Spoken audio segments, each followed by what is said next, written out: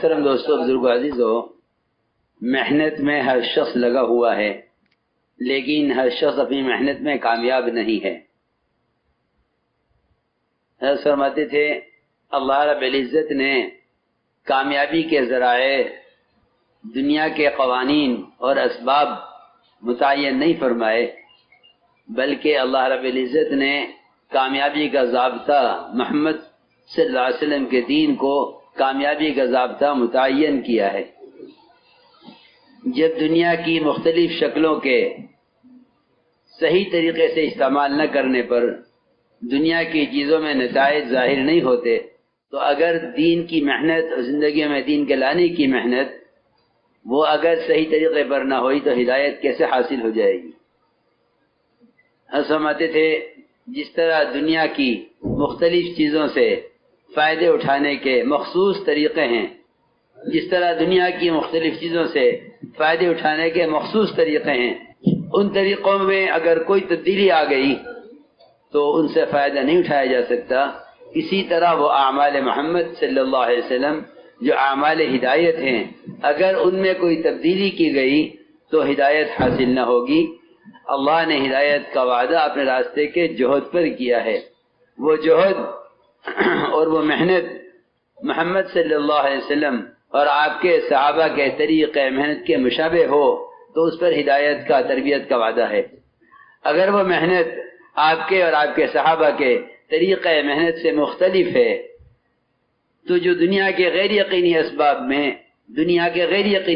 میں طریقوں کے بدل جانے سے کامیابی اور نتائج حاصل نہیں ہوتے، تو نبوت کے اعمال دعوت کے نہج سے اور طریقے سے ہٹ جانے پر ہدایت اور کامیابی کے فیصلے کیسے ہو جائیں گے اور نتائج کیسے حاصل ہوں گے؟ اس لیے یہ بات سمجھنی ہے سب سے پہلے بنیادی بات کہ وہ کیا طریقہ محنت ہے جو محمد صلی اللہ علیہ وسلم اس امت کو دے کر گئے ہیں۔ وہ کیا طریقہ محنت ہے جو محمد صلی اللہ علیہ وسلم اس امت کو دے کر گئے ہیں؟ وہ طریقہ محنت دعوت اللہ ہے، وہ ایک متعین طریقہ محنت ہے۔ زمانے کے بدلنے سے وہ طریقہ محنت بدلیں گے نہیں، اس لیے کہ اعمال صحابہ اعمال ہدایت ہیں، اور اعمال صحابہ امت کی تربیت اور ہدایت کے لیے قیامت تک کے لیے ہیں، ان کے اپنے زمانے تک کے لیے نہیں ہیں۔ اسی لیے امام مالک رحمۃ اللہ کا قول ہے اس امت کے بعد والے سدھر نہیں سکتے جب تک امت وہ نہ کرے جو امت کے پہلو نے کیا ہے۔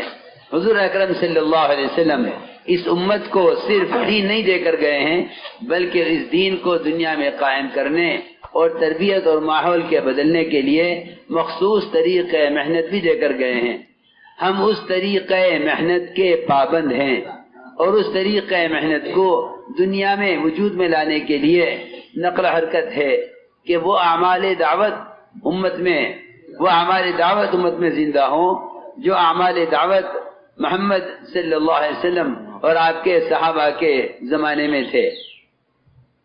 اس لیے سب سے بنیادی بات یہ ہے کہ ہمیں کام کو صحابہ کی سیرت کی طرف لانا ہے۔ جتنے بھی اعمال دعوت ہیں، ان اعمال دعوت کو صحابہ کی سیرت سے بیان کرنا امت کو ہدایت کے رخ پر مجتمع کر دے گا۔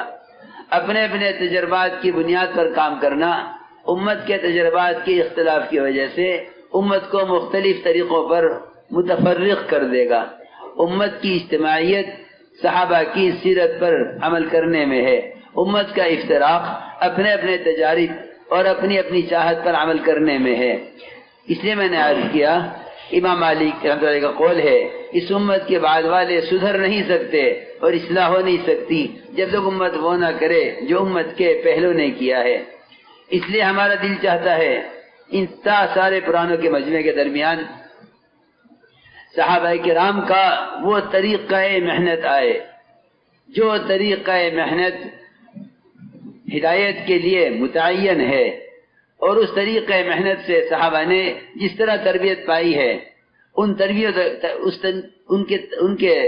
کی تربیت کے واقعات اور ان کے دلوں کے پلٹنے کے واقعات وہ کام کرنے والوں کے سامنے آئیں کہ ایک متعین طریقہ محنت ہے، اس طریقے محنت کے ہم داعی ہیں اور اسی طریقے محنت کے ہم پابند ہیں۔ دعوت کے ذریعے سب سے پہلے یقینوں کو بدلا گیا ہے۔ اس ایمان کی تقویت کے لیے ایک مخصوص محنت اور ایک مخصوص ماحول بنایا گیا تھا۔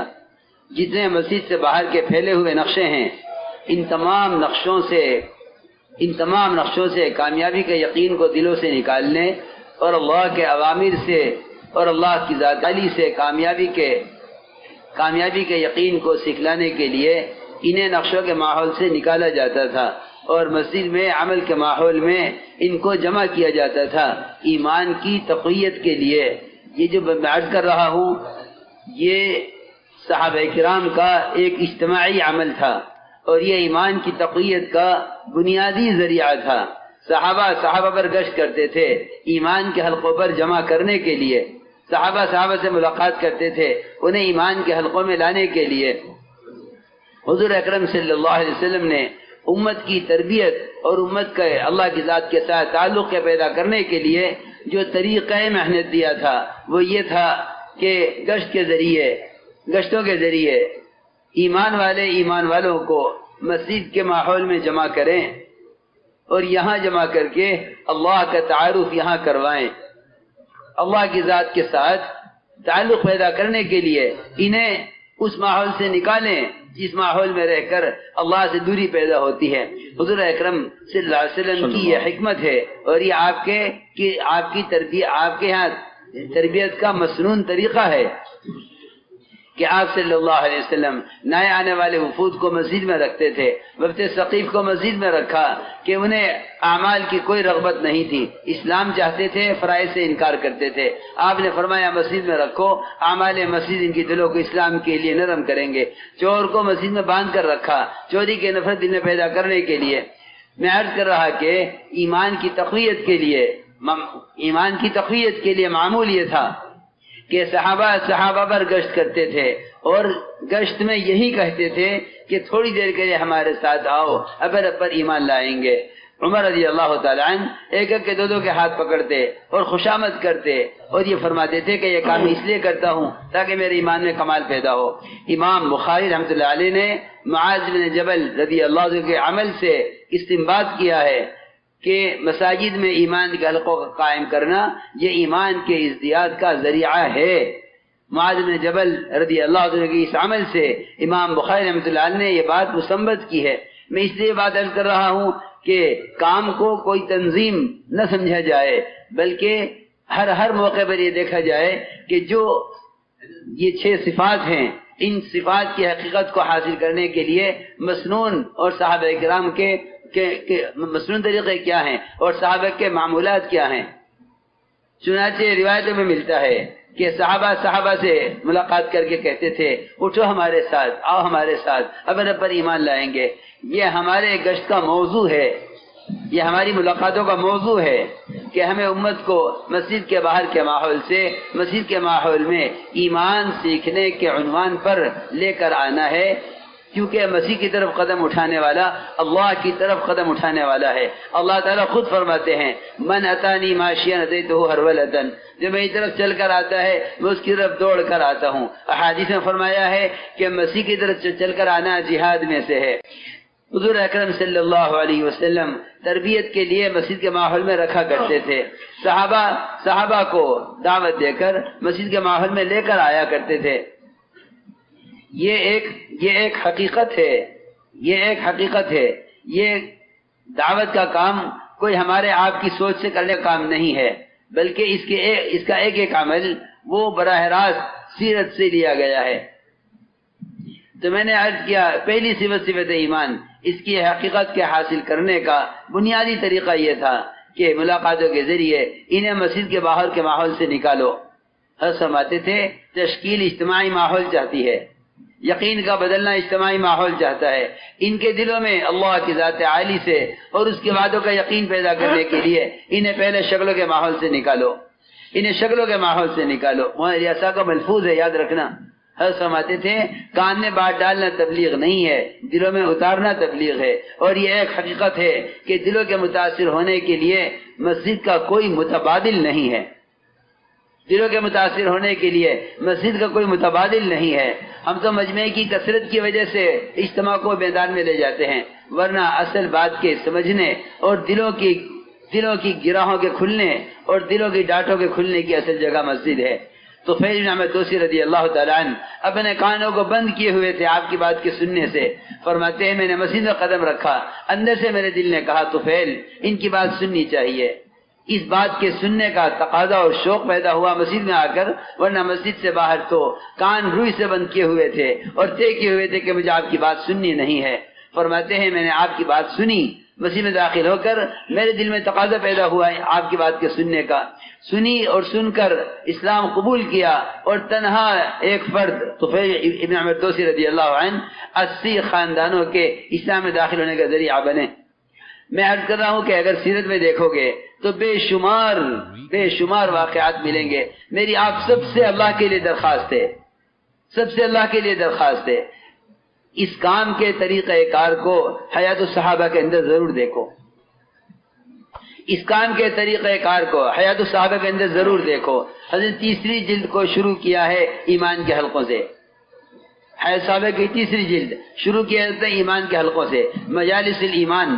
یہ سب سے حضرت یہ 6 نمبر چاہتے تھے کہ صحابہ کے طریقہ محنت کے راستے سے آویں، یہ 6 نمبر صحابہ کے طریقہ محنت کے راستے سے آویں۔ یہ 6 نمبر صرف مذاکروں سے نہیں آئیں گے، یہ 6 نمبر صرف مذاکروں سے نہیں آئیں گے، ان کی حقیقت اس طریقہ محنت سے آئے گی جو طریقہ محنت صحابہ کرام کا ہے۔ اس میں حضرت نے حیات الصحابہ میں مجالس ایمان کے ساتھ جو واقعات نقل کیے ہیں صحابہ کے، کہ مسجد کے ماحول میں لا کر باہر کی نقشوں کا اور باہر کی چیزوں کا یقین دلوں سے کیسے نکالا جاتا تھا۔ حضور اکرم صلی اللہ علیہ وسلم نے مقروض سے فرمایا کہ قرض کی ادائیگی کی تعلیم مسجد میں ملے گی، مسجد میں قرض کی ادائیگی کی تعلیم جو ہے قرض کی ادائیگی کی دعا سکھلائی ہے۔ مسجد کے ماحول میں آنے والے سے فرمایا، مسجد کے ماحول میں آنے والے نے کہا کہ بارش بند ہو گئی ہے، بارش شروع کرائیے۔ مسجد میں آنے والے نے کہا کہ بارش زیادہ ہو گئی ہے، بارش بند کرائیے۔ مسجد میں آنے والے سے عمر رضی اللہ تعالیٰ نے سارے مدینے پہ پھیلی ہوئی آگ کو ایک ذمہ داری کے ذریعے اس کو جو ہے پہاڑ کی جڑ میں داخل کرایا ہے۔ کائنات کے زمین آسمان کے درمیان پیش آنے والے بڑے سے بڑے مسئلے اور بڑے سے بڑی بلا اور بڑے سے بڑے عذاب کو مسجد سے تعلق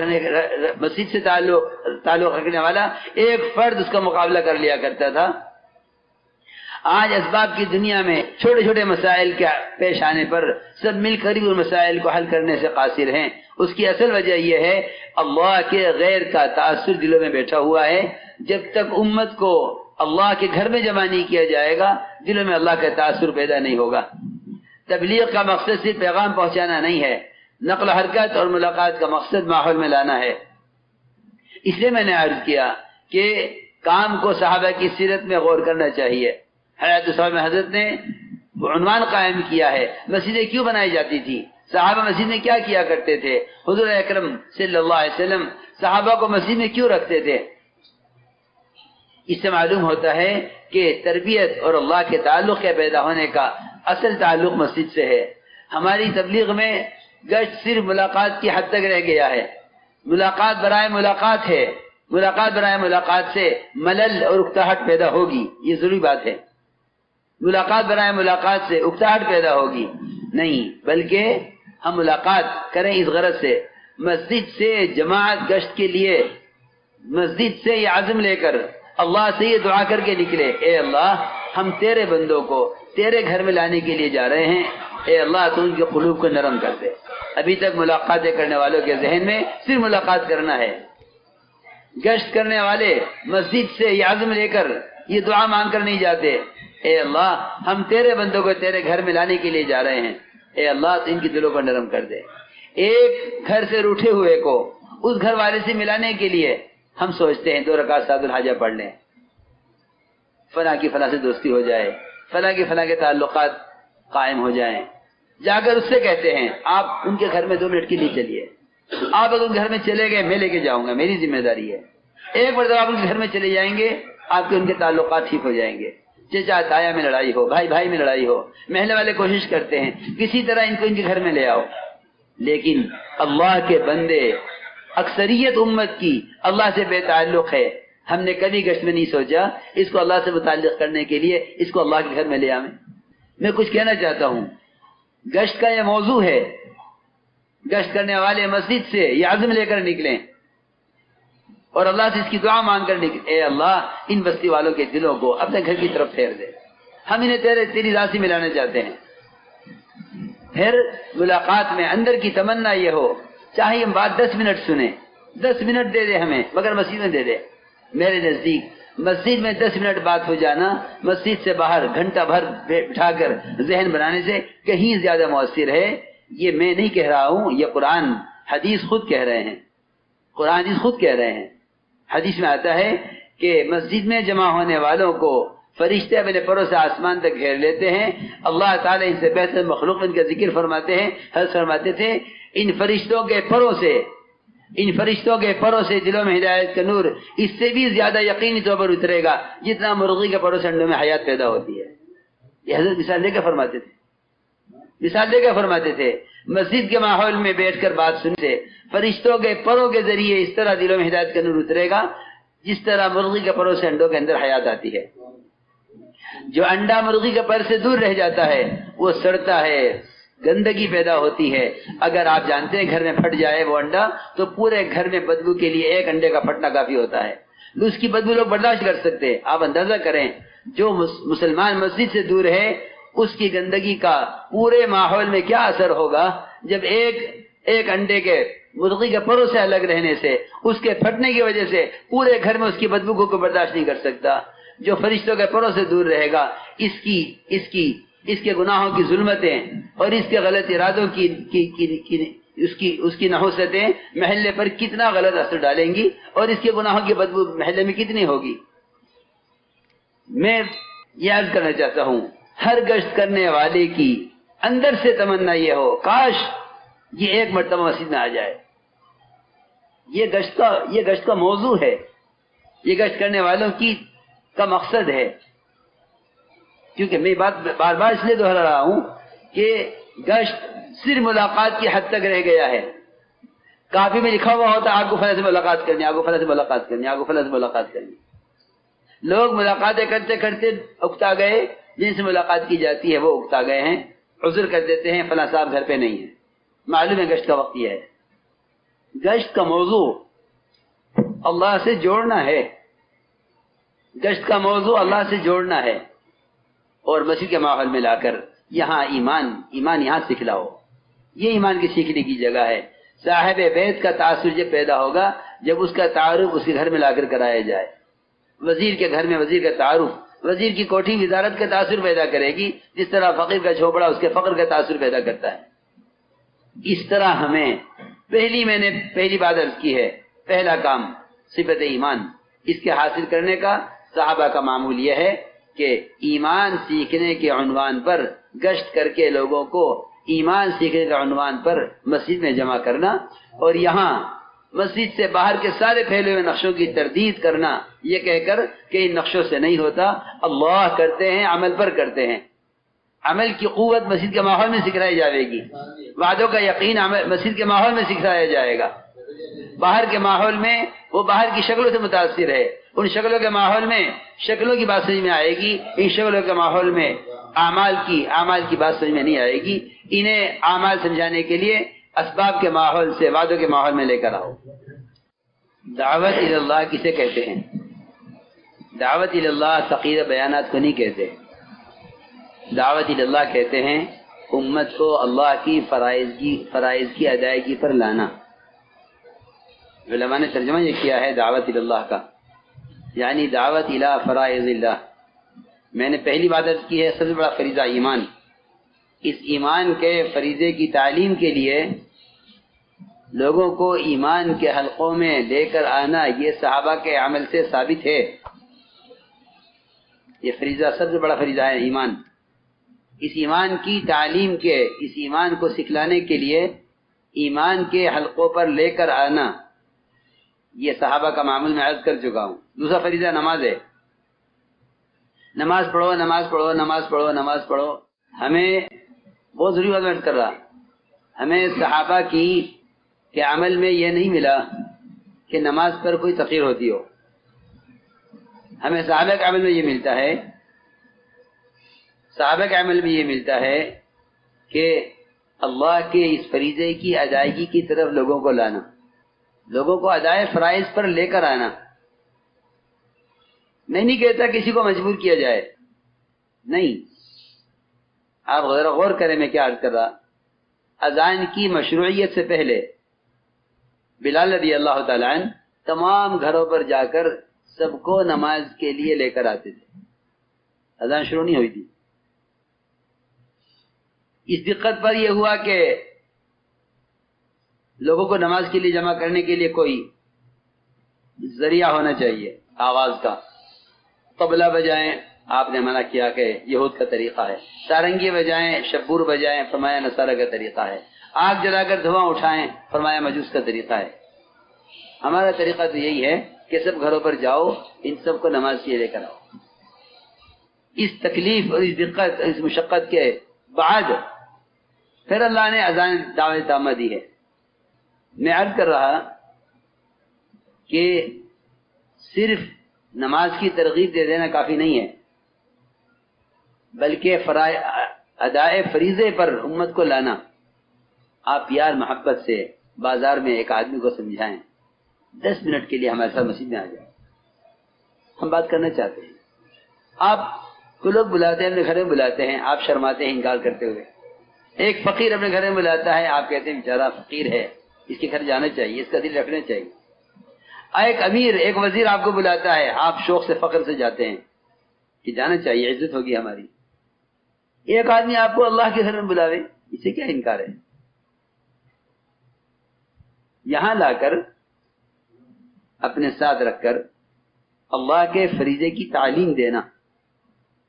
حضور اکرم صلی اللہ علیہ وسلم بنفس نفیس خود یہ کام کرتے تھے. جب آپ کے مسجدوں کے نئے آدمی آتا تھا تو روایت ہے کہ آپ نماز خود سکھلاتے تھے.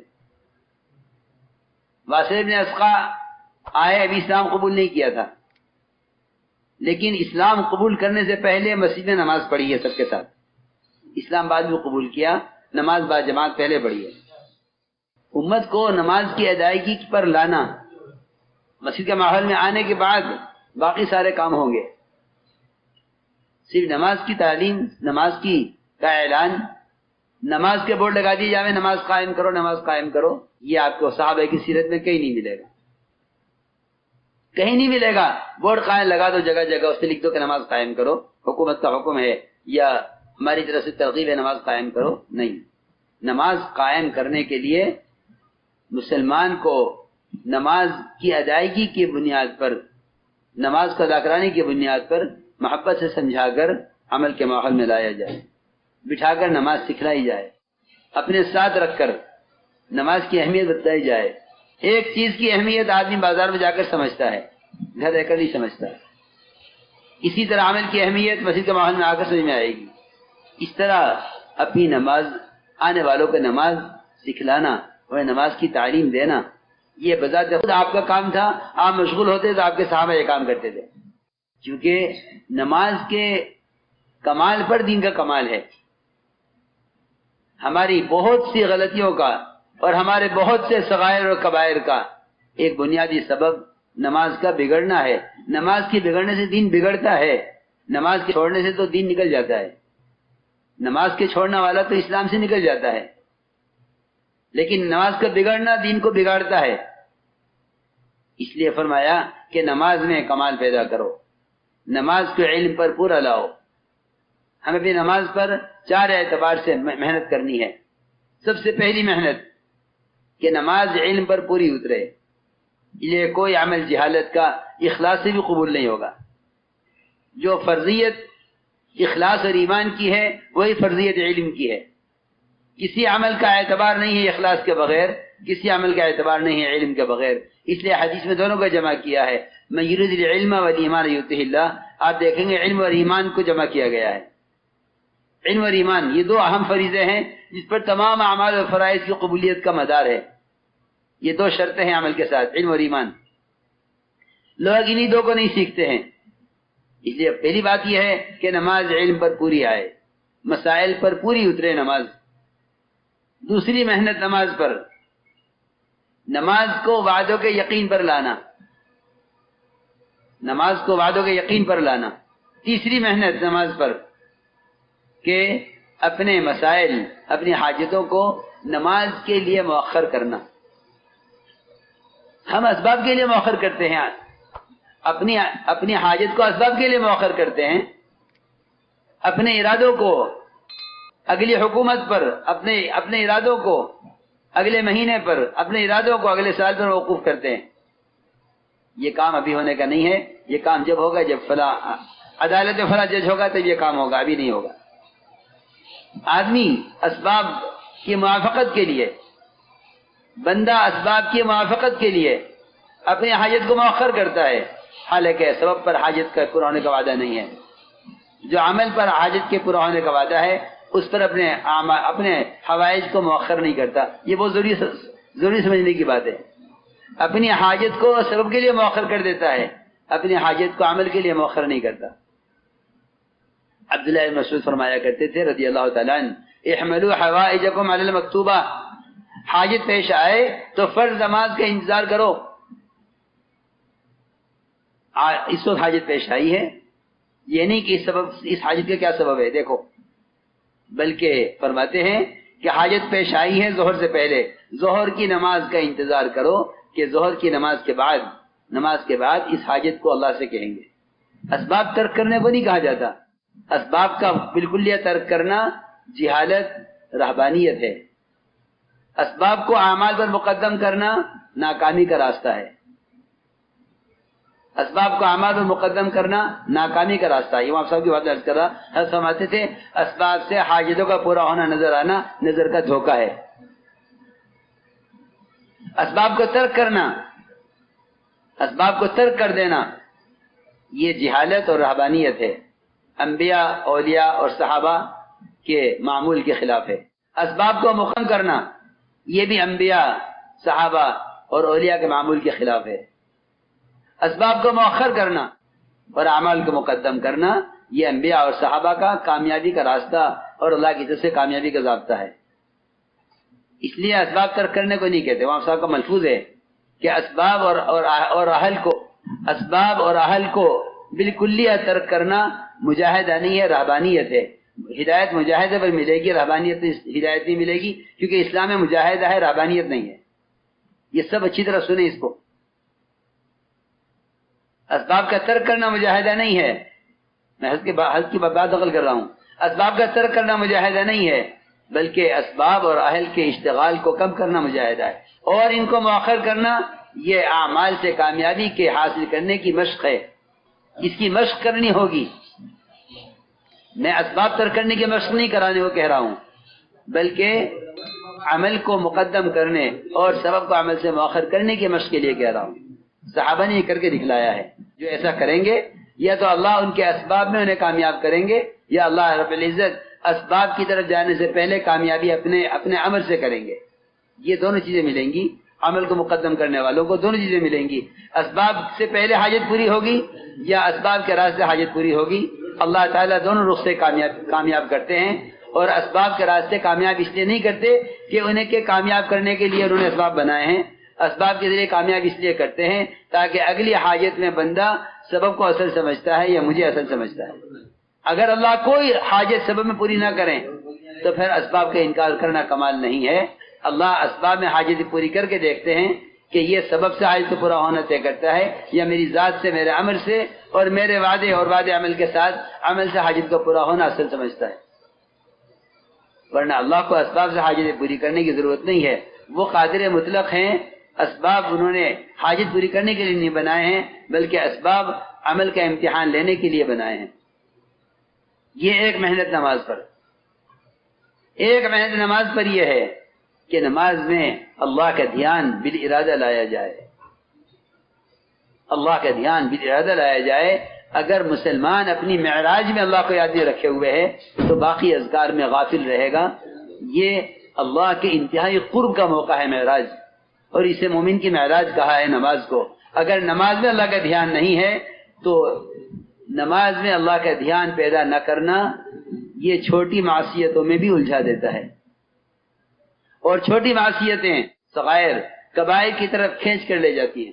اس لیے عرض کر رہا ہوں کہ نماز میں اللہ کے دھیان کی مشق کرو، رکوع میں، سجدے میں، قومے میں، قاعدے میں، جلسے میں، ہر عمل میں کم سے کم 3 بار اللہ کا دھیان بالارادہ لاؤ۔ اللہ کا دھیان خود نہیں آئے گا، اللہ کا دھیان لانا پڑے گا۔ یہ نماز پر مشق کرنی ہے، یہ نماز پر مشق کرنی ہے، کیونکہ نماز ذکر اکبر ہے۔ ذکر اکبر کا مطلب یہ ہے کہ اس سے بڑا اللہ کے دھیان کے پیدا کرنے کا اور کوئی موقع نہیں ہے، اس سب سے بڑا اللہ کے دھیان کے پیدا کرنے کا موقع ہے۔ نماز میں کام کرنے والے پرانوں کو خاص طور پر عرض کر رہا ہوں، میں اپنے آپ کو متہم کر کے کہہ رہا ہوں، آپ کو نہیں۔ اگر کوئی تقاضا سامنے ہوتا ہے، اس تقاضے سے نماز اس کی متاثر ہوتی ہے۔ رکوع سجدے جلدی کرے گا، گشت میں جانا ہے جلدی نماز پڑھو۔ گشت نماز میں کمال کے لیے تھا، یہ گشت کی نماز کو بگاڑ کر جا رہا ہے۔ مشورہ دین کے قائم کرنے کے لیے تھا، یہ نماز کو بگاڑ رہا ہے مشورے کے لیے۔ جلدی کرو، مشورہ کرنا ہے، بیان ہونا ہے، جلدی بیٹھو۔ یہ عوابین کی نماز چھوڑ کر بیان سنتے ہیں۔ انہوں نے دعوت عبادت کو ان دونوں کے حق کے ساتھ جمع کرنے کا ارادہ نہیں کیا ہے۔ حضور اکرم صلی اللہ علیہ وسلم صحابی ضروری کام سے آئے، آپ نے اندر آنے کی اجازت نہیں دی، فرمایا میں اپنا معمول پورا کر رہا ہوں عبادت کا، اس درمیان اجازت دینا مناسب نہیں سمجھتا۔ انصار کے پاس آپ عشاء کے بعد دیر سے گئے، انصار نے پوچھا کیوں تاخیر ہوئی؟ فرمایا میرا دل نہ چاہا کہ میں اپنا حزب اور اپنا معمول پورا کیے بغیر آؤں۔ اعمال دعوت عبادت کو کما حقہما جمع کریں گے تو کوئی نتیجہ ہدایت کا نکلے گا۔ اس درمیان سے ایک کو دوسرے کے لیے چھوڑ دینا، ایک کو دوسرے پر فضیلت دینا، یہ اس کام کا مزاج نہیں ہے، یہ اس کام کا مزاج نہیں ہے، بلکہ دعوت عبادت کو کما حقہما جمع کیا جائے، اس سے ہدایت حاصل ہوتی ہے۔ تو میں نے عرض کیا کہ ایک ضروری بات یہ ہے کہ نمازوں میں کمال پیدا کرو، اطمینان سے نماز ادا کیا کرو۔ رکوع حدیث میں آتا ہے جو رکوع سے اٹھنے کے بعد اپنی کمر کو سیدھا نہیں رکھتا، اللہ اس کی نماز کی طرف نظر اٹھا کر نہیں دیکھتے کہ یہ کیا کر رہا ہے۔ بلکہ حذیفہ رضی اللہ عنہ ایک 40 سال کا نمازی، ان حذیفہ کے زمانے کا نمازی، آج کے زمانے کا نمازی نہیں، حذیفہ کے زمانے کا نمازی جو منافقین کو نام اور شکل سے جانتے تھے، ان کے زمانے کا نمازی، اور ان کے بھی زمانے کا 40 سال کا پرانا نماز کا پابند، اس کی نماز کو دیکھ کر فرمایا کہ اگر تو اسی نماز پر مر گیا تو تیری موت اس دین پر نہیں ہوگی جو دین محمد صلی اللہ علیہ وسلم لے کر آئے ہیں۔ کیوں؟ یہ 40 سال پرانا نمازی، حذیفہ کے زمانے کا، صحابہ کے زمانے کا نمازی، آج اس زمانے میں مسلمان کے نماز میری ٹھیک ہے۔ آپ نے صلو کما رأیتمونی اصلی کا حکم صحابہ کے لیے نہیں، قیامت تک آنے والی امت کے لیے دیا ہے۔ اپنی نمازوں کو جتنا سنت کے مشابہ کرو گے، اتنی پوری زندگی سنت کے مشابہ ہوتی چلی جائے گی۔ من اقامہا فقد اقام الدین، یہ نعوذ باللہ خامخواہ نہیں کہا ہے، بلکہ یہ نماز کی تاثیر ہے اور یہ نماز کی حقیقت ہے کہ نماز کی زندگی کے تمام شعبوں میں تبدیلی لائے گی۔ اگر نماز پڑھنے والے کی زندگی میں دین نہیں ہے تو خدا کی قسم اس کی نماز صحیح نہیں ہے۔ اللہ کے وعدوں کے یقین کی تجدید، اللہ کے وعدوں کے یقین کو تازہ کرنا دلوں میں، یہ ہمارے فضائل کی تعلیم کا موضوع ہے۔ ہر پرانا اس کا محتاج ہے کہ 2 وقت تعلیم میں بیٹھے، ایک اسباب کی طرف جانے سے پہلے، ایک اسباب سے فارغ ہونے کے بعد۔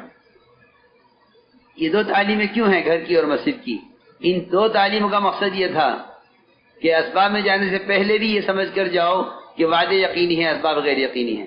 تعلیم اسباب سے فارغ ہو کر تعلیم میں آؤ، یہ بتلانے کے لیے کہ جس طرح وعدوں کے یقین کے ساتھ اسباب میں گئے تھے، جتنے نتائج ظاہر ہوئے ہیں وہ صرف اللہ کے وعدے ہیں، اسباب سے ہم کامیاب نہیں ہوتے، وعدوں کے یقین پر کامیاب ہوتے ہیں۔ یہ تعلیم کا مقصد ہے، اللہ کے وعدوں کے یقین کو صبح شام تعلیم کے حلقوں سے تازہ کرنا۔ یہ تعلیم صرف عمل نہ کرنے والوں میں شوق پیدا کرنے کے لیے نہیں ہے۔ یہی وجہ ہے کہ پرانی تعلیم میں نہیں بیٹھتے، نئے لوگوں کے لیے سمجھتے کہ یہ عمل کا شوق پیدا کرنے کا کورس ہے جو عوام کے لیے ہے، پرانوں کے لیے نہیں ہے۔ کبار صحابہ ابو بکر عمر رضی اللہ عنہما وعدوں کے سننے میں آگے بیٹھتے تھے، جو وعدے کیے جاتے تھے اللہ کی طرف سے منافقین بھی سنتے تھے، کہتے تھے ما وعدنا اللہ ورسولہ الا غرورا، صحابہ کہتے تھے ھذا ما وعدنا اللہ ورسولہ وصدق اللہ ورسولہ وما زادهم الا ایمانا وتسلیما۔ جو وعدے ظاہر کے خلاف پورے ہوئے ہیں وہ صحابہ کے یقین اور صحابہ کرام کے ان وعدوں کے تصدیق کرنے کی وجہ سے پورے ہوئے ہیں۔ آج بھی یہی بات ہے، جو وعدے اللہ کے رسول کی طرف سے ہیں وہ ایمان والوں کی تصدیق سے پورے ہوں گے، صرف تعلیم سے پورے نہیں ہوں گے۔ میری ضروری بات کر رہا، صرف تعلیم کرنے سے وعدے پورے نہیں ہوں گے، ان وعدوں کی تصدیق اور ان کا یقین شکلوں کے مقابلے میں یہ وعدوں کو پورا کرائے گا۔ آج بھی جس طرح صحابہ کے لیے وعدوں کو پورا کرایا، ان کے حسن ظن اور ان کے اللہ کی ذات کے ساتھ اپنا یقین ٹھیک کرنے کی وجہ سے۔ اس لیے سب یاد رکھیں، ہمارے یہاں تعلیم کا موضوع، تعلیم کا مقصد، کوئی بھی تمہیں سے تعلیم کا موضوع بیان کرے تو یہ کہے کہ تعلیم کا موضوع اللہ کے وعدوں کے یقین کو تازہ کرنا ہے تمام کائنات کے اسباب کے مقابلے میں، تاکہ صبح شام سبب میں جاتے ہیں تو یہ وعدوں کا یقین لے کر جائیں، اور سب سے نکل کے آئیں تو وعدوں کے یقین کی تجدید کریں۔ وعدوں کے یقین کی تجدید کے لیے، اسباب کی تردید کے لیے تعلیم کے حلقے ہیں۔ یہ میں اپنی بات کا خلاصہ کرتا ہوں، وعدوں کے یقین کی تجدید کے لیے، اسباب کی تردید کے لیے یہ تعلیم کے حلقے ہیں۔ اس میں صبح کی تعلیم میں 3 عمل ہوں گے خروج کے زمانے میں۔ پہلا عمل قرآن کی تصحیح کا حلقہ، پھر کتاب صبح کی تعلیم میں منتخب احادیث سے تعلیم کی جائے۔ اس کتاب کی وہ اہمیت ہے جو اہمیت تبلیغ میں 6 نمبروں کی ہے، جو بنیادی چیز 6 نمبر ہے تبلیغ میں، وہی حیثیت اور وہی اہمیت اس کتاب کی منتخب احادیث کی تبلیغ میں ہے، تاکہ یہ 6 نمبر احادیث کی روشنی میں اپنی حقیقت کے ساتھ اور اپنی صفات، یقینی صفات دلوں کے اندر اتریں۔ اس لیے اس کی پوری کوشش کی جائے کہ 6 نمبر کا مذاکرہ انہی احادیث کی روشنی میں ہو۔ صبح کی تعلیم کے بعد صبح کی تعلیم کے بعد یہ تیسرا کام انہی احادیث کی روشنی میں 6 نمبر کا مذاکرہ ہے۔ صبح کی تعلیم میں 3 عمل ہو گئے، قرآن کی تصحیح کا حلقہ، منتخب احادیث تعلیم، 6 صفات کا مذاکرہ، یہ 3 عمل صبح کی تعلیم میں۔ اس طرح ہمیں اہتمام کرنا ہے، ان کو بٹھا دو۔ یہ صبح کی تعلیم میں 3 عمل ہوں گے۔ تعلیم کے ساتھ تعلیمی گشت، یہ بھی صحابہ کرام کا معمول ہے۔ سارے محدثین کا امام ابو ہریرہ رضی اللہ تعالیٰ عنہ تعلیمی گشت کر کے لوگوں کو تعلیم میں لا کر تعلیم کے دوران بازار میں تھے، مسجد میں تعلیم کا حلقہ۔ یہ صرف فضائل تک محدود نہیں تھا، علماء مفتیان کرام مسجد کو وقت دیتے تھے آنے والوں کو دین سکھلانے کے لیے۔ عمر رضی اللہ پوچھا تھا ملک شام والوں سے، تمہاری مسجدوں کا کیا حال ہے؟ انہوں نے کہا ہماری مسجدیں مختلف حلقے لگتے ہیں، ایک حلقے میں قرآن سکھلایا جاتا ہے، ایک حلقے میں حلال حرام کے تذکرے ہوتے ہیں۔ حضرت عمر نے فرمایا تھا جب تک ایسا کرتے رہو گے خیر پر رہو گے۔ محلے کے لوگوں کو حلال حرام کی تمیز، صحیح غلط کی تمیز مسجد سے کرائی جاتی تھی۔ اس لیے تبلیغ میں تعلیم کا تصور صرف فضائل تک نہیں ہے، بلکہ مسائل کو علماء سے سیکھنا، اور علماء کو چاہیے اپنی مسجد کو وقت دیں تاکہ مسجد میں آنے والوں کو صحیح نماز، صحیح طریقے، صحیح زکوٰۃ، صحیح روزہ، صحیح حج، صحیح عمل کرنے کی ترغیب یہاں سے دیں، یہاں تک کہ محلے میں مشہور ہو جائے کہ فلاں مسجد میں فلاں وقت سے فلاں وقت تک عالم وقت دیتے ہیں، کوئی مسئلہ پوچھنا ہو تو یہاں پوچھا جاتا ہے۔ اور حقیقت یہی ہے کہ جب مسائل مسجد سے پوچھے جائیں گے تو یہ مسائل عملی طور پر مسجد کے اثر سے زندگی میں عمل میں آئیں گے۔ ہم چاہتے ہیں کہ عوام اور علماء کے درمیان ایسا جوڑ پیدا ہو کہ ہر قدم پر ایک جاہل ایک عالم سے استفادہ کرے۔ اس تبلیغ کا مقصد کوئی الگ جماعت بنانا نہیں ہے، ساری دنیا کے بسنے والے مسلمانوں کو دعوت تبلیغ کے ذریعے علماء سے جوڑنا اور ان کی صحبت کا محتاج بنانا، یہ اس کام کا بنیادی مقصد ہے۔ اس لیے میں نے عرض کیا کہ مسجد صرف فضائل کی تعلیم تک محدود نہیں تھی، بلکہ مساجد سے مسائل سکھلائے جاتے تھے، حلال حرام کے تذکرے مسجد میں ہوتے تھے۔ آپ ذرا مسجد نبوی کا معمول دیکھیں، علماء صحابہ، فقہاء صحابہ، مفتیان صحابہ مسجد کو وقت دیتے تھے اور مساجد سے مسائل پوچھے جاتے تھے۔ اس لیے میں نے عرض کیا کہ ایک تو مساجد میں قرآن کی تصحیح کا حلقہ، چاہے امام قائم کرے یہ حلقہ یا الگ قاری رکھا جائے، ہر مسجد کے محلے کے لوگوں کی ذمہ داری ہے۔ دوسری بات یہ ہے کہ مسائل علماء سے سیکھیں، علماء کی زیارت کی عبادت یقین کریں، اور علماء کا وقت لیں علمی استفادے کے لیے۔ علماء کو، عوام کو چاہیے کہ علماء کو فارغ نہ چھوڑیں، علماء کو فارغ نہ چھوڑیں۔ اگر عوام میں علم کی طلب ہوگی تو علماء کو فرصت نہ ہوگی، اس لیے علماء، عوام کو چاہیے کہ علماء سے استفادہ کریں، علماء کو چاہیے کہ اپنے علم اور اپنے وقت کو امت کے لیے وقف کریں، اپنے علم اور وقت کو امت کے لیے وقف کریں، کیونکہ یہ امت کی امانت ان کے پاس ہے جس میں ساری امت کا حصہ ہے۔ جہاں تک ہو سکے علماء کو چاہیے کہ نقل و حرکت کے ذریعے بھی جماعتوں کے ساتھ اپنے مقام پر رہتے ہوئے بھی علمی استفادے کی عمومی شکلیں اختیار کریں، علمی استفادے کی عملی عمومی شکلیں اختیار کریں۔ میں نے اس لیے عرض کیا کہ مسجد ہی عمومی استفادے کی جگہ ہے، باقی شعبوں میں تو شرائط اور جو ہے اس کی قیودات ہیں استفادے کے لیے۔ مسجد عمومی استفادے کی جگہ ہے۔ مسجد نبوی کے اندر جو شخص جو طلب لے کر آتا تھا اس کو مسجد سے وہ چیز مل جایا کرتی تھی، ایک کلمہ سکھلانے سے لے کر مسائل بتانے والے تک مسجد میں رہتے تھے۔ اس لیے میں نے عرض کیا کہ مسائل کا علم علماء سے حاصل کریں۔ رہا تعلیم کے حلقے، کہ بے شک یہ اللہ کے وعدوں کے یقین کی تجدید کے لیے ہے جس کی ہر مومن کو ہر وقت ضرورت ہے۔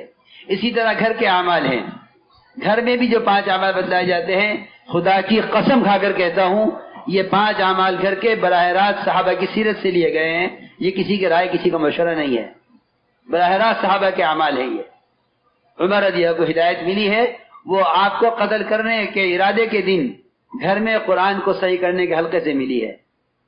کسی عمل کو یہ سوچ کر مت چھوڑ دو کہ یہ نیا کام ہے، نہیں، یہ صحابہ کے وہ اعمال ہیں جو ضد سے ضدی کافروں کے اسلام میں آنے کے لیے ذریعہ بنا کرتے تھے۔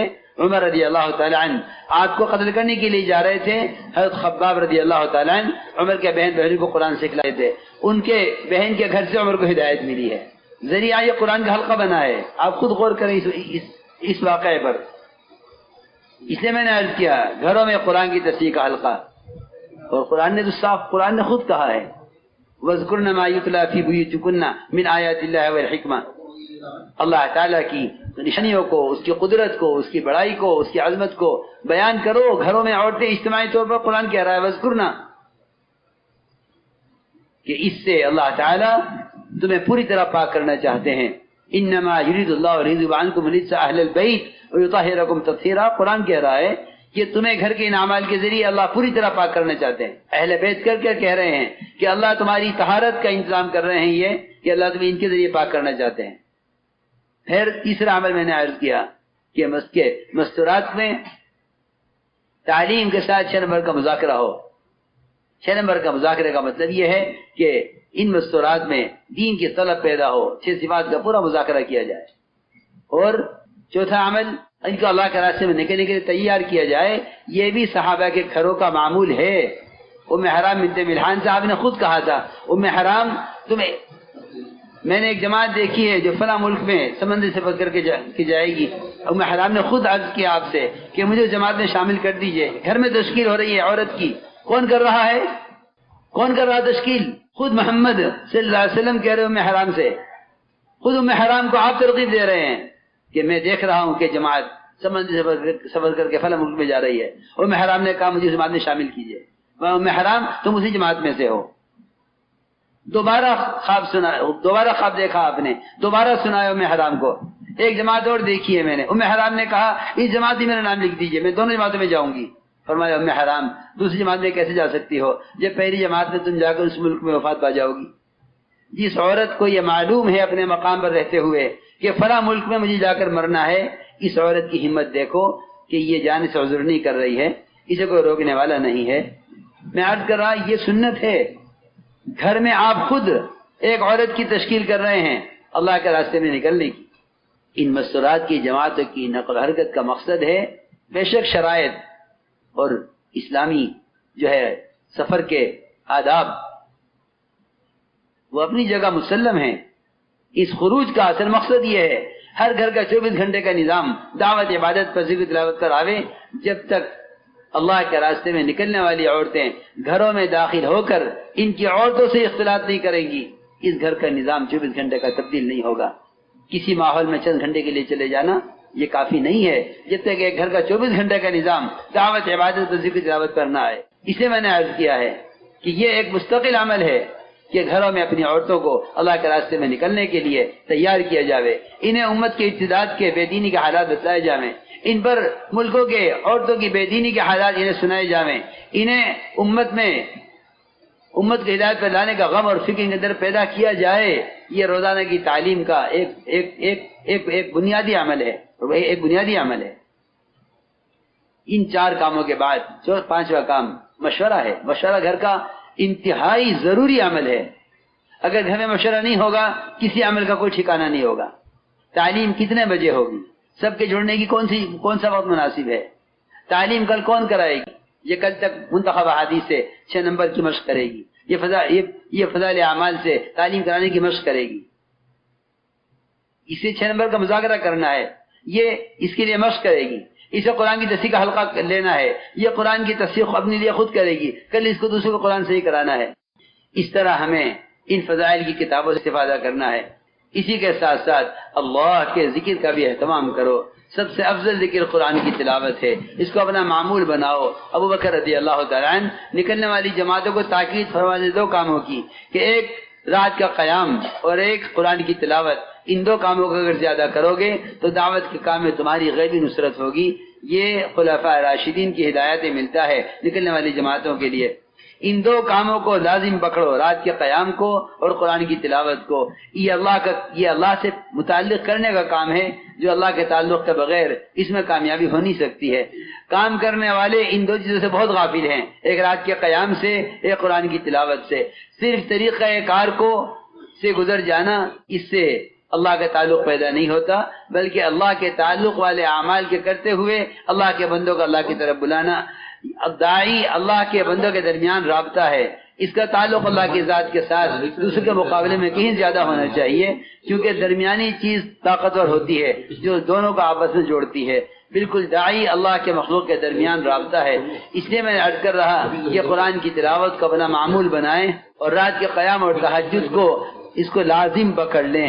صحابہ پر 1 سال تہجد فرض رہی ہے، 1 سال کی عبادت اللہ نے اس کو نفل کیا ہے جب صحابہ اس کے عادی ہو گئے.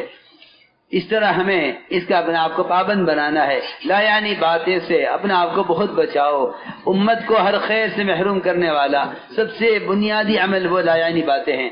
ہر خیر سے محروم کرنے والا بنیادی عمل وہ لا یعنی کسے کہتے ہیں؟ لا یعنی ہر اس کام کو کہتے ہیں جو آپ کی سطح کا اور آپ سے متعلق کام نہیں ہے، وہ لا یعنی ہے، چاہے وہ جائز کیوں نہ ہو. حضرت فرماتے تھے اللہ کے راستے میں نکل کر حلال تجارت کا تذکرہ کرنا بھی لا یعنی ہے. اللہ کے راستے میں نکل کر حلال تجارت کا تذکرہ کرنا بھی لا یعنی ہے. تو تجارت زراعت کے ماحول سے نکل کر آیا ہے اپنے آپ کو عمل کا عادی بنانے کے لیے. اگر حلال دکان کی بات بھی خروج میں کر رہا ہے تو لا یعنی بات کر رہا ہے. اور لا یعنی بات کا اثر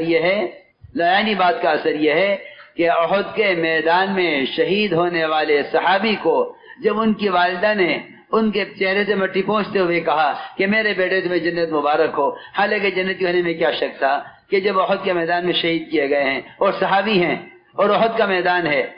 آپ نے ان کی والدہ سے فرمایا تم نے اس کو جنتی کیسے کہہ دیا؟ آپ وہاں تشریف فرما تھے. تم نے اس کو جنتی کیسے کہہ دیا؟ تمہیں کیا معلوم اس نے اللہ کے راستے میں نکل کر کوئی لا یعنی بات کی ہو؟ میں اور آپ غور کریں، ہمارا کتنا وقت خروج کے زمانے میں غیبت میں، فتنوں کی باتوں میں، جو چیز اپنی ذات سے متعلق نہیں ہے، جو چیزیں ہماری سطح کی نہیں ہیں، ان کے حل کرنے میں کتنا وقت ضائع کرتے ہیں. یہ اللہ کے راستے کا خروج کا وقت اگر یہ کسی بھی لائنی کام میں استعمال کیا گیا تو اللہ تعالی، اللہ کے رسول صلی اللہ علیہ وسلم فرما رہے ہیں اس شہید کے بارے میں جو احد کے میدان میں شہید ہوا ہے آپ کی صحبت میں. آپ فرما رہے ہیں ان کی والدہ سے تم نے کیسے اس کو جنتی کہہ دیا، کیسے اس کے جنتی ہونے کا تم نے دعویٰ کر دیا؟ تمہیں کیا معلوم کہ اس نے اللہ کے راستے میں نکل کر بیکار باتیں کی ہوں. اس لیے میں عرض کر رہا 3 کاموں کے ہمارا وقت گزرے، دعوت میں یا عبادت میں یا تعلیم میں. یہ 3 کام اصل کرنے کے ہیں. حضرت عمر خود فرماتے ہیں رضی اللہ تعالیٰ عنہ، اگر دنیا میں یہ 3 کام نہ ہوتے، دعوت، عبادت اور تعلیم، میں دنیا میں رہنا پسند نہ کرتا۔ یہ حضرت عمر رضی اللہ تعالیٰ عنہ صرف خروج کے زمانے کے نہیں فرما رہے، بلکہ اپنی پوری زندگی کے بارے میں فرما رہے ہیں۔ اپنی پوری زندگی کے بارے میں حضرت عمر کہہ رہے ہیں، اگر 3 کام نہ ہوتے، پہلا کام اللہ کے راستے میں پھرنا، دوسرا کام اللہ کی زمین پر لمبے لمبے سجدے کرنا، تیسرا کام علماء حق کے مجالس میں بیٹھ کر علم کی باتوں کو چن چن کر اپنے اندر ایسے پیدا کرنا جیسے عمدہ کھجوریں چن چن کر کھائی جاتی ہیں۔ اگر یہ نہ ہوتا تو میں دنیا میں رہنا پسند نہ کرتا۔ ہم تو 4 مہینے یا چلے کے 3 دن کے زمانے میں بھی ایسا وقت نہیں گزارتے جیسا عمر رضی اللہ فرما رہے ہیں اپنی پوری زندگی کے بارے میں، کہ عمر زندہ رہنا پسند نہ کرتا اگر دنیا میں 3 کام کرنے کے نہ ہوتے، اللہ کے راستے میں پھرنا، اللہ کے زمین پر لمبے لمبے سجدے کرنا اور علماء کے حق کی مجالس سے علمی استفادہ کرنا۔ اگر یہ 3 کام نہ ہوتے میں دنیا میں رہنا پسند نہ کرتا۔ اس لیے ہم اپنے آپ کو ان 3 کاموں کے اندر مشغول رکھیں، لا یعنی باتیں، لا یعنی کام ہرگز نہ کریں۔ اس سے معمول تو پورا ہو جائے گا لیکن مقصود حاصل نہیں ہوگا۔ ہم کام کی جس سطح پر ہیں سمجھتے ہیں کہ ہمیں فائدہ ہو رہا ہے، جب حقیقت سامنے آئے گی تو معلوم ہوگا کہ نقصان ہو رہا ہے، فائدے کی بھی حاصل نہیں ہوئی ہے۔ اس لیے میرے دوستو عزیزوں، اپنے آپ کو ہمیں اس کا اپنے آپ کو پابند کرنا ہے، لا یعنی کاموں سے، لا یعنی باتوں سے اپنے آپ کو بہت بچانا ہے۔ میں نے جس طرح عرض کیا ہے، خروج کے زمانے میں اس طرح ایک ایک امتی کو اعمال مسجد سے جوڑنا اور مسجد کا خود عادی بننا، دوسروں کو بھی مسجد کا عادی بنانا، یہ ہمارے کام کا بنیادی مقصد ہے۔ جو جماعت اللہ کے راستے میں نکل رہی ہیں، یہ ایک مسجد میں جم کر اس کو عملی طور پر عمل میں لانے کی کی کوشش کریں۔ اللہ رب العزت آپ حضرات کے اس اجتماع کو قبول فرمائے اور آپ کے یہاں جمع ہونے اور عزائم اور کارگزاریوں کو اللہ رب العزت اس طرح قبول فرمائے جس طرح اللہ تعالیٰ نے انبیاء اور صحابہ کی محنتوں کو قبول فرمایا ہے۔ اللہ سے ہر ایک کوتا ہے، کوتاہی کا احساس اللہ تعالیٰ کے یہاں عمل کو کامل کرا دیتا ہے اور اپنے عمل پر استغفار اللہ کی طرف سے کوتاہیوں سے درگزر کرا دیتا ہے۔ جو عزائم کیے ہیں انہیں اللہ رب العزت کے فضل سے اور اللہ کی قدرت سے پورا کرانے کی امید رکھو۔ بندے کو اپنی محنت میں دعویٰ کرنے والا اللہ کو پسند نہیں ہے۔ جو بندہ اپنی محنت میں دعویٰ کرتا ہے اللہ محنت کے سر پر ڈال دیتے ہیں اور نصرت کا ہاتھ کھینچ لیتے ہیں، اور جب اپنے عاجزی پیش کرتا ہے اللہ رب العزت اس کی قدم قدم پر اس کی عجز کی وجہ سے نصرت فرماتے ہیں۔ اس لیے ہمیں چاہیے اپنی اسی کوشش ہم کرتے رہیں اور استقامت کے ساتھ اجتماعیت کے ساتھ چلتے رہیں۔ جہاں جہاں آپ کی جماعتیں جائیں وہاں سے لوگوں کو تشکیل کر کے نظام الدین کی طرف روانہ کریں۔ جس ملک میں بھی آپ کی جماعت جا کر کام کرے وہاں کے ساتھیوں کو عمل کے ماحول میں بھیجنے کی پوری کوشش کریں، جماعتیں تیار کر کے وہاں کے ذمہ داروں کے حوالے کریں کہ وہ ان جماعتوں کو نظام الدین آنے کی ترتیب بنائیں۔ آپ کے پرانوں کو چاہیے کہ سال میں کم سے کم 1 مرتبہ 2 ماہ کے لیے پرانے حضرات نظام الدین وقت لے کر آئیں، تاکہ اس ماحول میں رہ کر اور وہاں پرانوں کی صحبت اور پرانوں کے محنت کے میدان میں رہ کر کام کی عملی شکل کو دیکھیں اور اپنے ملکوں میں جا کر کام کو اس ترتیب پر قائم کرنے کی کوشش کریں۔ اس کا پورا مجمع انشاءاللہ عزم کرے۔ جو باتیں عرض کی گئی ہیں اس 3 دن میں پوری نظام الدین کی جماعت نے کام کی جو ترتیب اور شکل سامنے رکھی ہے، یہ آپ کے پاس امانت ہے، اور امانت اس ملک کے لیے نہیں بلکہ جہاں جہاں ملکوں میں آپ کی جماعتیں جائیں آپ حضرات کو یہ امانت عملی محنت کے ذریعے ساری امت تک پہنچانی ہے۔ جو کچھ عرض کیا ہے یہ امانت ہے، اس کو عملی شکل اپنی قربانیوں سے اللہ کے فضل سے عملی شکل دے کر سارے عالم میں اس کام کو پہنچانا ہے جس طرح عرض کیا گیا ہے۔ ہمارے کام میں کام کی 2 شکلیں نہیں ہیں، ہمارے کام میں کام کے 2 طبقے نہیں ہیں۔ ہر ایک فرد کو مطمئن کرنا، ہر ایک کا اکرام کرنا اور کسی اختلاف کرنے والے سے قریب ہو کر اس کو سمجھانے کی کوشش کرنا، یہی اللہ تعالیٰ کی طرف سے نصرت اور مدد کا ذریعہ ہوگا۔ اس لیے سب کا اکرام کرتے ہوئے اپنے کام کو حکمت سے، ہمت سے، جس طرح کہا گیا ہے بالکل اس کے مطابق استقامت کے ساتھ، جس طرح کرنے کے لیے کہا گیا اس کے مطابق استقامت کے ساتھ ہر ملک میں، ہر مسجد میں، ہر علاقے میں ہمارا کام کسی تعارض کرنا نہیں ہے، بلکہ اختلاف کرنے والے کو ساتھ لے کر اور پیار محبت سے سمجھا کر اس کے سامنے کام کی عملی شکل پیش کرنی ہے۔ یہ داعی کا کام ہے کہ وہ سب کو اپنا بنا کر لے کر چلے۔ داعی کا کام یہ نہیں ہے کہ وہ کسی اختلاف کرنے والے کو چھوڑ کر چلے، بلکہ اکرام کے ساتھ اور احترام کرتے ہوئے اور اپنے کام کی عملی شکل پیش کرو۔ باقی کہتا ہوں کہ کام کی عملی شکل پیش اگر کر دو گے تو اپنے اغیار بھی سے اختلاف نہیں کریں گے، اس لیے کہ کام میرا اور آپ کا نہیں ہے، کام صحابہ کرام کا ہے۔ بیان آپ کو پسند آیا ہو تو بیان کو لائک، شیئر اور چینل کو سبسکرائب کرنا مت بھولیے۔ کمنٹس میں اپنی رائے کا اظہار ضرور کیجیے۔